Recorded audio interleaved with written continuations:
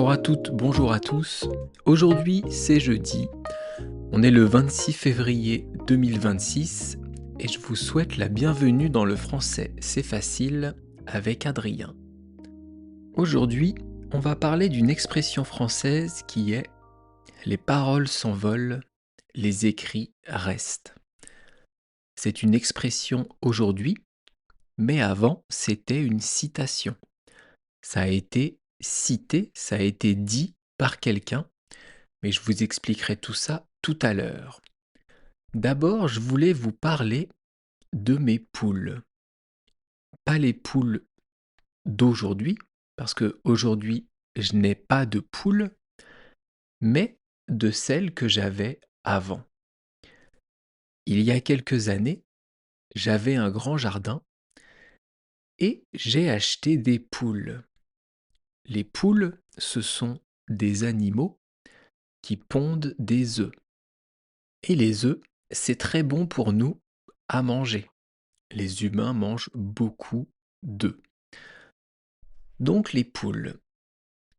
Je n'avais aucune connaissance sur l'élevage des poules. Je n'y connaissais rien, mais j'ai eu envie de m'occuper de ces animaux. À quelle période c'était? Eh bien, c'était pendant le Covid, pendant la crise du coronavirus. Tous les magasins étaient fermés, sauf les magasins de nourriture, et un peu plus tard en France, les magasins de jardinage.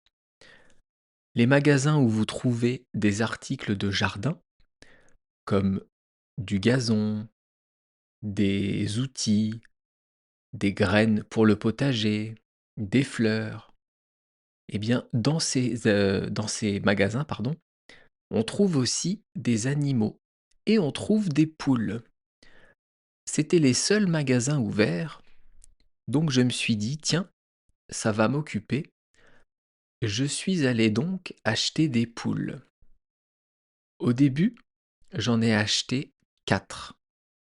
Il y avait une poule noire qui s'appelait Sarah. Il y avait 2 poules blanches qui s'appelaient Dupont et Dupont. Pourquoi? Parce qu'elles se ressemblaient beaucoup.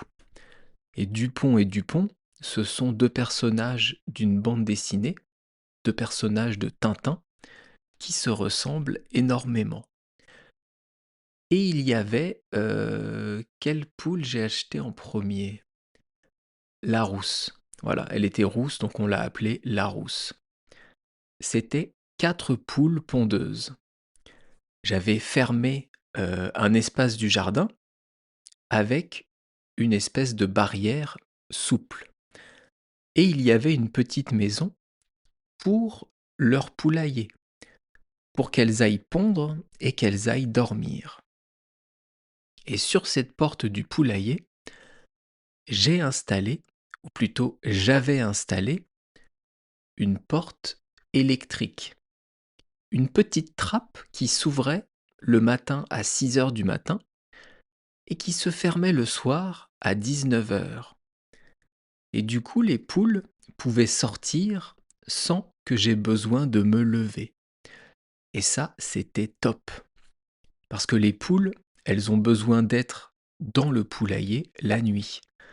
Elles ont besoin d'être protégées de quoi? Des autres animaux, des belettes, des renards. Tous les animaux qui pourraient manger les poules, eh bien, on essaie de protéger les poules de ça. Donc elles avaient une petite maison, un poulailler, avec à l'intérieur de la paille, du foin et quelques endroits spécifiques pour pondre des œufs. Et la première semaine, je n'ai eu aucun œuf. Pas un seul œuf d'aucune poule. Je pense c'était à cause du changement de lieu, au fait qu'elles soient peut-être un peu stressées, et après, elles ont pondu des œufs. Sauf que ces abruties, elles pondaient des œufs en dehors du poulailler. Elles ne pondaient pas les œufs là où il fallait. Et elles n'avaient pas non plus compris le système de la porte électronique. Donc au début, la porte se fermait à 19 h et les poules n'étaient pas rentrées. Donc il fallait que j'arrive avec mon balai et que j'essaye de les diriger vers la porte pour leur faire comprendre que c'est là qu'il fallait dormir. Et au bout de 1, 2, 3 soirs, elles ont compris que c'était leur maison, que c'était l'endroit pour dormir, et donc elles y allaient automatiquement. Sauf qu'elles continuaient à pondre dehors. Donc qu'est-ce que j'ai fait? Les œufs que je trouvais à l'extérieur, je les prenais et je les mettais dans le poulailler, à l'endroit où il fallait pondre. Eh bien, miracle, miracle des animaux, intelligence suprême des poules, eh bien, après, elles allaient pondre dans l'endroit où il fallait pondre. Le fait d'avoir mis des œufs à cet endroit, ça leur a montré que c'était là qu'il fallait pondre. Et après, j'ai adoré mes poules. Donc j'en ai acheté d'autres. Et je suis monté jusqu'à 10 poules. J'avais 10 poules chez moi. Enfin chez moi, pas chez moi, mais dans mon terrain. Et donc j'avais à peu près 5-6 œufs par jour. Donc évidemment j'en donnais, car on ne pouvait pas tout manger, mais c'était extraordinaire.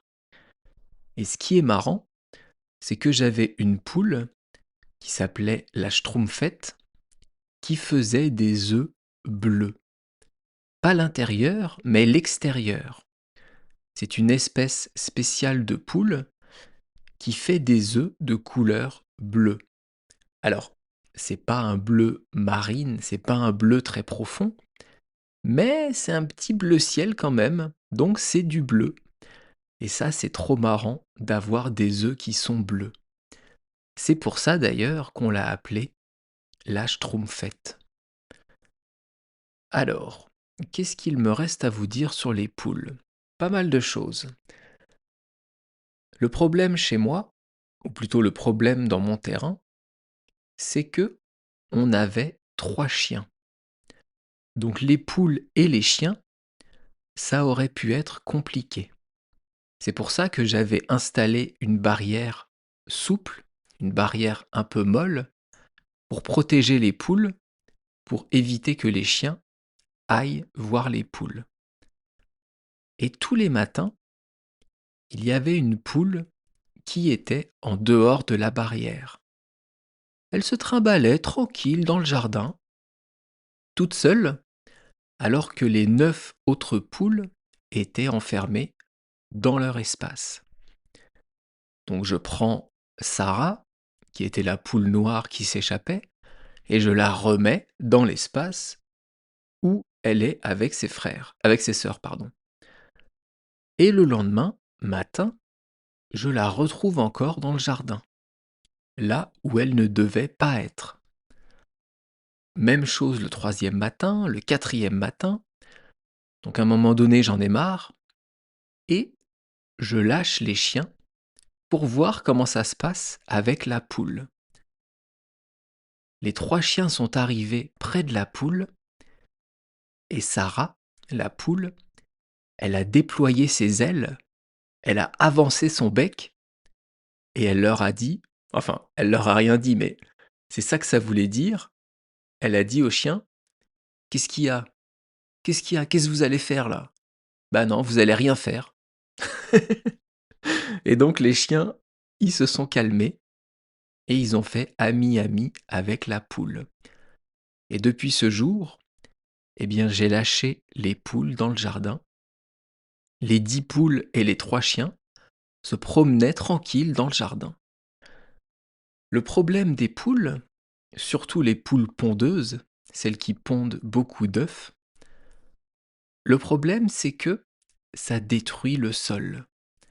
Ça détruit la pelouse, ça détruit le gazon. Ça n'arrête pas de gratter avec ses pattes, et donc après on n'a plus de pelouse. Donc c'est bien, j'avais des poules, j'avais des œufs, mais il n'y avait plus 1 cm² de jardin. Donc ça, c'était un peu dommage. Alors après, on a déménagé dans un endroit où on n'avait plus de jardin et j'ai dû donner mes poules. Aujourd'hui, bien sûr, elles sont toutes mortes, je pense, puisque c'était il y a plus de, il y a 4 ans, il y a 5 ans, pardon, il y a plus de 5 ans. Donc c'est un souvenir que j'ai.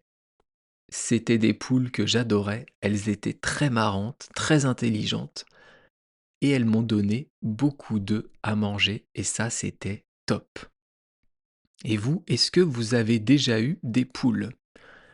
Est-ce que vous vous êtes déjà occupé, de ce genre d'animaux? Franchement, c'est excellent, c'est très marrant. Bon après, c'est un problème si on veut partir en vacances. Si vous voulez partir plusieurs semaines, vous ne pouvez pas laisser les poules toutes seules. Donc il faut demander à quelqu'un de passer pour les nourrir, pour nettoyer le poulailler, pour changer l'eau. Donc c'est quand même du boulot. C'est très marrant, c'est très sympa, ça donne des œufs, mais il faut être là, il faut être sur place car c'est du travail. Et maintenant que je vous ai parlé de mes poules, on va passer à l'expression du jour, mais avant, comme d'habitude, petite pub, si vous pouvez et si vous voulez soutenir mon podcast, vous pouvez vous abonner à mon site Patreon, ça me fera très plaisir et vous aurez accès à d'autres podcasts exclusifs, aux transcriptions des épisodes et ça permet de, pour moi, gagner un peu de sous avec ce que je fais tous les jours. Et maintenant, on passe à l'expression du jour, les paroles s'envolent, les écrits restent. Les paroles, c'est quoi?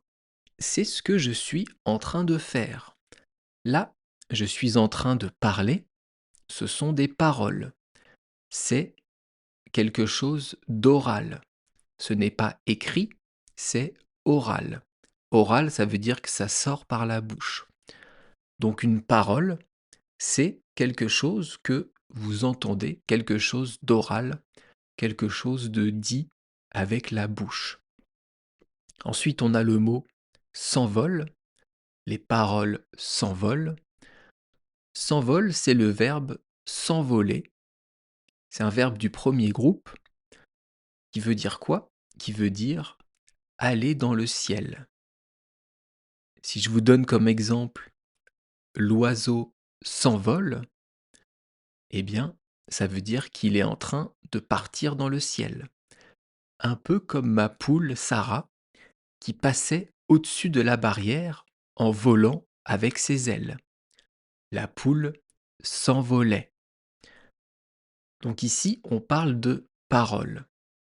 C'est quoi des paroles qui vont dans l'air? Eh bien, je vous l'expliquerai juste après. D'abord, on va conjuguer ce verbe s'envoler. Juste un petit rappel d'abord, s'envoler, donc avec le S apostrophe, c'est un verbe pronominal. Ça veut dire que ce verbe n'existe pas sans le pronom, sans le S apostrophe. On ne peut pas dire j'envole, on dit je m'envole. On ne peut pas dire l'oiseau envole, on dit l'oiseau s'envole. Donc là, je ferme la parenthèse des verbes pronominaux, car je vous ai déjà expliqué ce que c'était et comment on les utilisait dans un podcast précédent. Donc je vous le conjugue au présent et au futur. Oui, au futur, c'est bien. S'envoler au présent, ça donne je m'envole, tu t'envoles, il s'envole, nous nous envolons, vous vous envolez et il s'envole. Au futur, je m'envolerai, tu t'envoleras, il s'envolera, nous nous envolerons, vous vous envolerez et ils s'envoleront. Remarquez comme je ne prononce quasiment pas le E au milieu. Je dis je m'envolerai et pas je m'envolerai. Donc ça, c'est juste un petit détail de prononciation. Et on continue donc les expressions du jour, les paroles s'envolent, les écrits restent. Les paroles s'envolent, on vient d'en parler. Les écrits, c'est quoi? Eh bien, c'est tout ce qui est écrit sur un papier. Ce qui est écrit avec un stylo, avec un crayon, à l'ordinateur. Ça, c'est un écrit. Quelque chose qui va être sur le papier. Ça vient d'ailleurs du verbe écrire, qui veut dire, eh bien, faire des lettres sur un papier, c'est écrire. On a d'ailleurs d'autres mots qui sont de la même famille. L'écriture, c'est l'action d'écrire. Un écrivain, c'est quelqu'un qui va faire le métier d'écrire, oui c'est ça, de créer des écrits, de créer des livres. C'est un écrivain ou une écrivaine pour une femme. Donc on revient à l'expression les écrits restent. Reste, c'est le verbe rester, qui est aussi un verbe du premier groupe, et bien sûr que je vais vous conjuguer au présent et au futur. Rester d'abord, ça veut dire être au même endroit, donc ne pas bouger. Je vous le conjugue et après je vous explique le sens de l'expression. Rester au présent, ça donne je reste, tu restes, il reste, nous restons, vous restez et il reste. Et au futur, puisqu'on a fait le futur avec le verbe s'envoler, je resterai, tu resteras, il restera, nous resterons, vous resterez et ils resteront. Alors ça veut dire quoi? Les paroles s'envolent, les écrits restent. Ça veut dire que, contrairement aux écrits, les paroles, on va les oublier. Il ne va pas y avoir de preuves.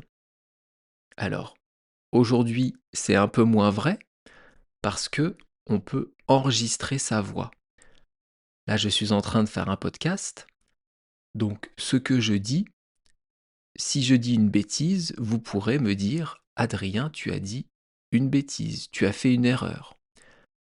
Alors que quand cette phrase a été prononcée, a été inventée, le fait d'enregistrer sa voix, ça n'existait pas. Donc tout ce qu'on pouvait dire, ça partait aux oubliettes, ça partait à la trappe, c'était oublié. Contrairement aux écrits. Contrairement à quelque chose qu'on va écrire, qu'on va montrer à quelqu'un, ça, c'est une preuve, ça va rester. Donc, seulement ce qui va être écrit va être une preuve, va être une confirmation de ce qui a été dit. On utilise cette expression quand? Eh bien, par exemple, dans les contrats. Si vous faites un contrat avec quelqu'un, vous n'allez pas le faire oralement. Vous n'allez pas le faire à la parole, vous allez le faire à l'écriture. Vous allez écrire les termes du contrat, et c'est ça, s'il y a un problème, qui va être utilisé. Les paroles s'envolent, les écrits restent. Avec les écrits, avec l'écriture, avec ce qui est sur du papier, il n'y a pas de contestation possible. Il n'y a pas de problème possible, puisque les termes étaient écrits. Je vous ai dit au début du podcast que cette phrase avait été dite, avait été inventée par qui? Par un sénateur romain. Donc ça date de la Rome antique, et donc évidemment, il n'y avait pas de micro à l'époque, il n'y avait pas de technique pour enregistrer les paroles. Et donc au début, cette phrase, elle a été dite, bien sûr, en latin.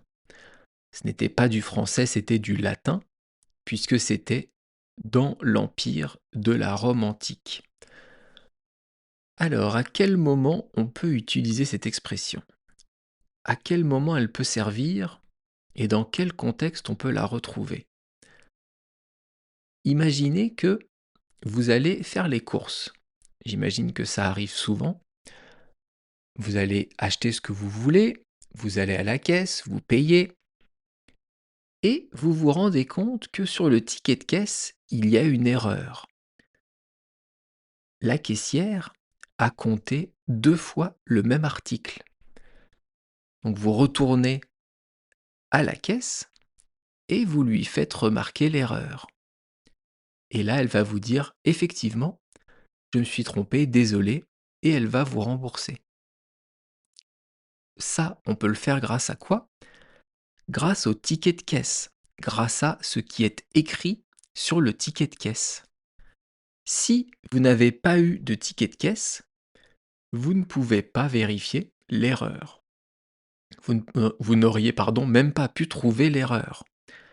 Les paroles s'envolent, les écrits restent. D'ailleurs, de plus en plus au supermarché, on ne donne plus de ticket de caisse en France. Pour économiser du papier, on a le ticket de caisse que si on le demande.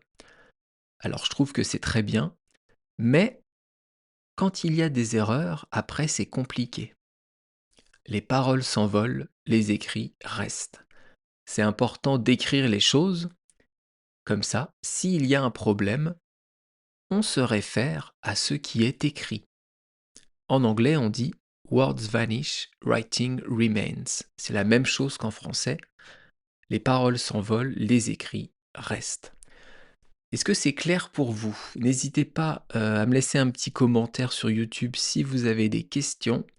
Si même vous avez des expressions françaises que vous ne comprenez pas, eh bien, dites-moi, envoyez-moi un petit message, ou s'il y a des sujets dont vous voudriez que je parle, c'est possible aussi. Je m'intéresse à tout, j'aime bien apprendre des choses, donc demandez-moi, je regarderai et j'en parlerai si c'est possible. Demain, on sera vendredi, on sera le 27 février, et je vous parlerai d'une expression qui est prudence est mère de sûreté.